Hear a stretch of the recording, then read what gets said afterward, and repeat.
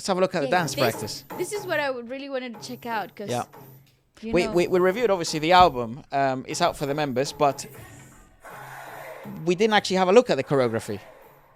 We just looked at the songs, what uncut. What the heck was that count? Go back to the beginning.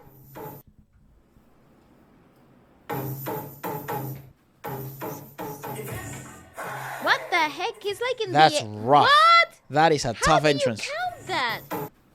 6. It's on the and. Jesus. And 8? That's what I mean. Very, very complicated things they did in a lot of this album. It is actually so tricky. A lot of the things that they have decided to do rhythmically in this track, it's particularly tough. And production-wise, it is a marvelous, marvelous piece of work. Great. Just look at that spreading out of like positions. It's so good. They made him work for this particular comeback.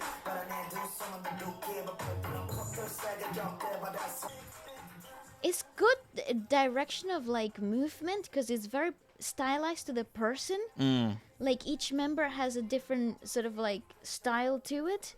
And they have the freedom to express it. It's quite interesting that Stray Kids work so well as a unity, as a unit. Because they're not homogenous, you know? No, like they're very, very different boys. They're very individualistic, yeah. Obviously, Felix.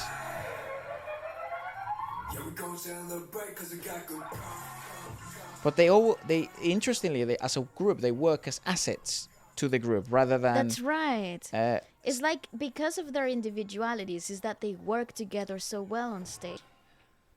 Dude. Fuck me, that's a tiring ass.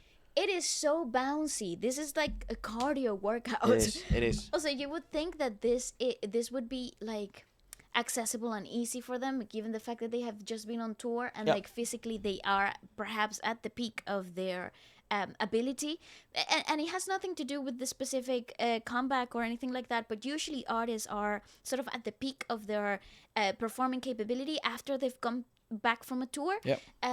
Especially the magnitude of this tour puts them in a really high performance athlete sort of like range. I don't know when they recorded this stuff. It's very obvious as well. It's possible that they recorded this stuff pre-tour or maybe in preparation of the tour.